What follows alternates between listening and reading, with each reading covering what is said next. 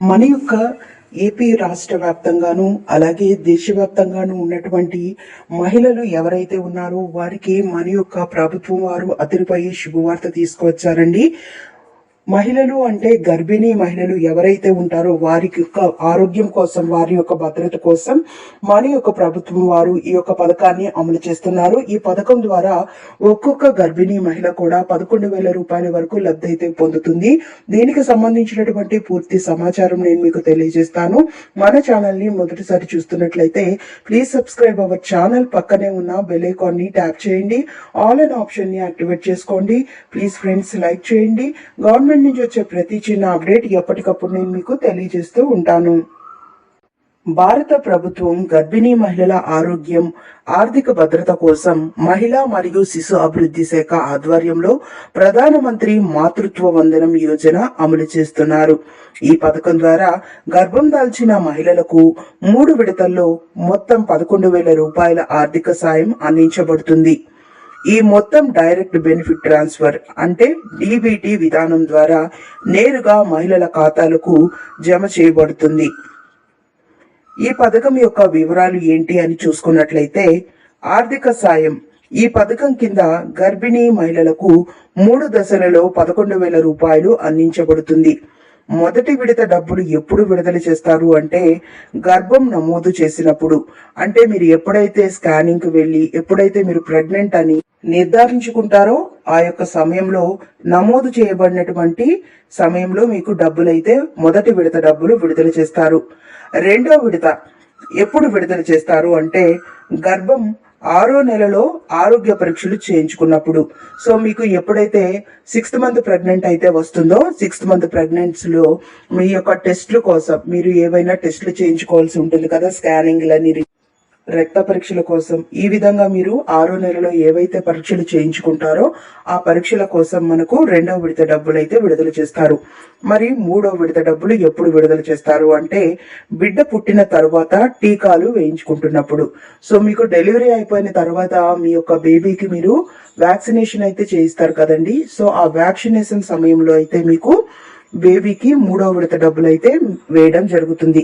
So ఈ యొక్క పథకానికి సంబంధించిన ముఖ్య ఉద్దేశం ఏంటి అంటే గనక గర్భిణీ మహిళలకు సరైన పోషకాహారం అందించడం, వైద్య సంరక్షణ అందించడం, అలాగే ఆర్థిక భారం తగ్గించడం ఈ యొక్క పథకానికి ముఖ్య లక్ష్యం.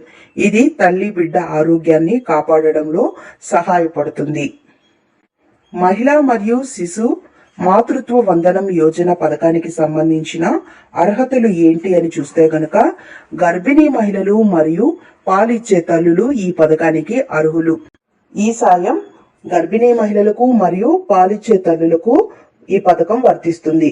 సో ఎవరైతే మహిళలు గర్భిణీలుగా ఉంటారో వారికి, అలాగే పాలిచ్చే తల్లులకు కూడా ఈ పథకం వర్తిస్తుంది. ఎందుకంటే మనకు 3వ విడత ఎప్పుడైతే బేబీ పుడతారో వ్యాక్సినేషన్స్ టైం స్టార్ట్ అవుతుందో అప్పుడు మనకి ఇస్తారు. కాబట్టి పాలిచ్చే తల్లులు కూడా ఈ పథకానికి అర్హులని చెప్తున్నారు. ఒకవేళ మీరు ప్రెగ్నెన్సీ టైంలో మీకు ఈ పథకం గురించి తెలియక డెలివరీ అయిపోయిన తర్వాత కూడా మీరు ఈ పథకానికి సంబంధించి అప్లై చేసుకున్నట్లయితే మీకు ఈ పథకాన్ని వర్తించే విధంగా చేస్తారు. సో ఈ పథకంలో ఒకసారి మాత్రమే అప్లై చేసుకోవడానికి ఉంటుంది. మీ యొక్క మొదటి బిడ్డకి లేదా మీ 2వ బిడ్డకి ఒక్కసారి మాత్రమే అప్లై చేసుకోవాల్సిన అవకాశం అయితే కల్పించారు. అందులో ప్రభుత్వ ఉద్యోగులు, గవర్నమెంట్ ఎంప్లాయీస్ ఎవరైనా ఉంటే గనక వాళ్ళు ఈ పథకానికి అనర్హులు. ఇంకా గవర్నమెంట్ నుంచి ఏదైనా ప్రభుత్వ పథకాలు పొందుతూ ఉన్నట్లయితే గనక వాళ్ళు కూడా ఈ పథకానికి అనర్హులు. మరి అప్లికేషన్ ప్రక్రియ ఏంటి అని చూసుకున్నట్లయితే గనక ఈ పథకం కోసం అర్హులైన మహిళలు అధికారిక వెబ్సైట్ ద్వారా దరఖాస్తు చేసుకోవచ్చు. నేను లింక్ అయితే పైన ఇస్తాను. అలాగే చూసుకున్నట్లయితే దరఖాస్తు కోసం సమీపంలోని అంగన్వాడీ కేంద్రం లేదా ఆరోగ్య కేంద్రాలలో సంప్రదించవచ్చు. సో మీరు అంగన్వాడీ, మీ పరిధిలో ఉన్నటువంటి అంగన్వాడీ స్కూల్స్ లో, లేకపోతే మీకు మీ యొక్క ఆరోగ్య కేంద్రాలు అంటే మీ యొక్క హెల్త్ సెంటర్స్ ఏవైతే ఉంటాయో హెల్త్ సెంటర్స్ లో మీరు దరఖాస్తు చేసుకోవడానికి వీలు కల్పించారు. సో మనకు ఈ పథకాన్ని అప్లై చేసుకోవాలంటే డాక్యుమెంట్స్ కావాలి కదా. ఏ డాక్యుమెంట్స్ ఇవ్వాలి అంటే కనుక గర్భవతి అయినటువంటి తల్లి యొక్క ఆధార్ కార్డు, అలాగే ఆమె యొక్క బ్యాంక్ అకౌంట్ వివరాలు ఇవ్వాల్సి ఉంటుంది. గర్భం నమోదు ధృవీకరణ పత్రాలు కూడా ఇవ్వాలి. మీరు ఏ డేట్ లో ప్రెగ్నెంట్ అయ్యారో అని మనం హాస్పిటల్కి వెళ్ళినప్పుడు రిపోర్ట్స్ ఇస్తారు కదా, ఆ నమోదు పత్రాలు ఇవ్వాలి.